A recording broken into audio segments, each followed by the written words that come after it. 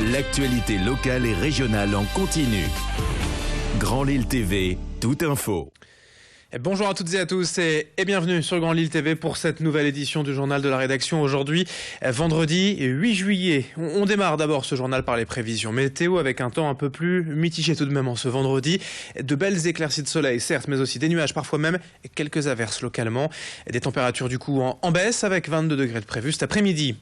L'info à la une d'abord aujourd'hui vendredi, c'est la séance plénière du Conseil régional des Hauts-de-France avec un certain nombre de délibérations à voter aujourd'hui. Le groupe Front National a réuni la presse hier pour évoquer l'ordre du jour et les amendements qui seraient proposés. Le FN s'oppose notamment au rapport de Gérald Darmanin, le maire de Tourcoing, concernant le transport, car pour l'opposition, l'écologie et les modes de transport doux sont trop peu évoqués dans le rapport. Le FN dénonce aussi le plan de la région et de la SNCF pour assurer la sûreté dans les trains. Enfin, les élus frontistes s'opposent au développement industriel des éoliennes dans la région. On écoute Philippe Emery, président du groupe Front National au Conseil régional. Hier au micro de Clotilde Leguévac. Il y a une convention qui est proposée à la signature entre la SNCF et la région pour assurer la sûreté dans les trains. La sécurité est une compétence régalienne. Nous allons proposer par un amendement, demander que l'État soit associé à cette convention parce que nous avions proposé une police régionale des transports, mais une police non pas une police nationale affectée à l'échelon régional. C'est bien clair. Nous ne sommes pas comme cet exécutif qui, de notre point de vue, veut prendre des compétences qu'il n'a pas avec des finances qui sont en très mauvais état. Autre image aujourd'hui pour évoquer l'action symbolique de l'Église protestante en faveur des personnes exilées et réfugiées en France et dans la région. Un collectif national vient de voir le jour, il s'appelle Exilés. L'accueil d'abord, la CIMAD, l'Union bouddhiste de France, l'association Coexister et la communauté des diaconesses de Reuilly sont réunis afin d'interpeller les élus locaux et l'État pour en faire davantage pour l'accueil des réfugiés. À Lille, par exemple, la situation est particulièrement tendue, avec un manque criant de structures d'hébergement et parfois un blocage de l'État sur certains dossiers. Depuis plusieurs mois environ, 200 mineurs en provenance d'Afrique subsaharienne sont hébergés dans différentes paroisses de la métropole, mais dans des conditions souvent précaires. Explication complémentaire au micro d'Alison Pelletier.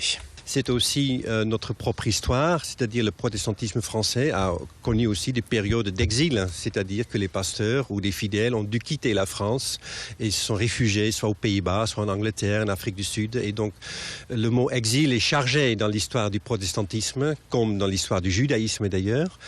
Et s'y ajoute aussi que notre identité protestante est très liée à l'écriture de la Bible et qui est bien sûr porté par cet appel d'hospitalité et d'avoir un regard bienveillant sur l'étranger, sur celui ou celle qui passe.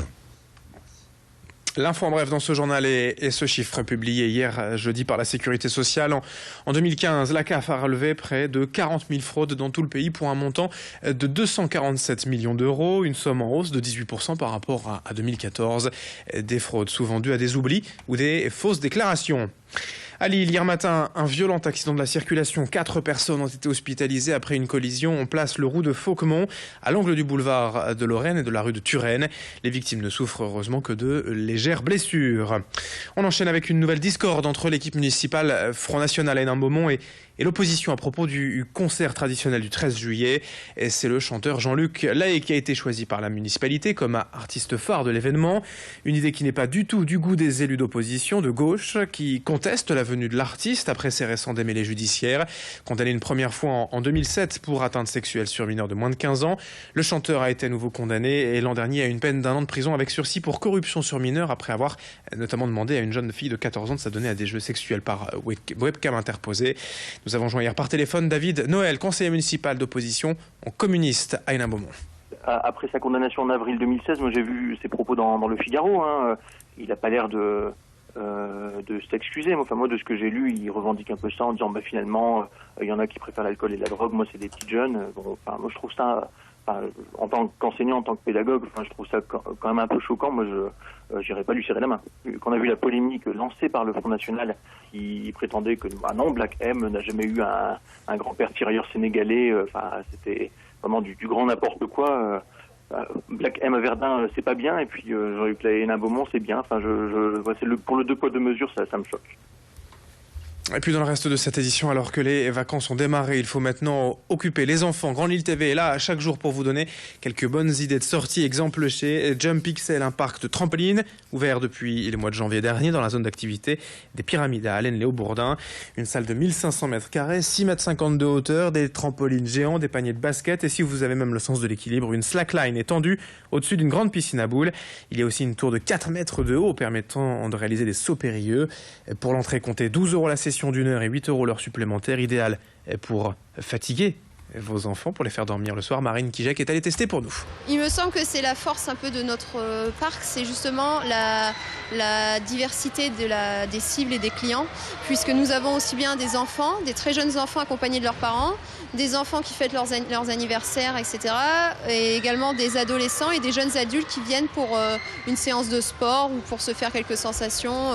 Nous avons pas mal d'amateurs de BMX ou de gymnastique qui viennent pour retrouver un peu des sensations proches de leur sport. Ça fait beaucoup travailler le cardio et en même temps c'est une manière de faire du sport tout en s'amusant et de changer du quotidien des salles de sport. Et c'est la fin de cette édition. Tout de suite à suivre les prévisions météo sur Grande Lille TV. Et merci de votre fidélité.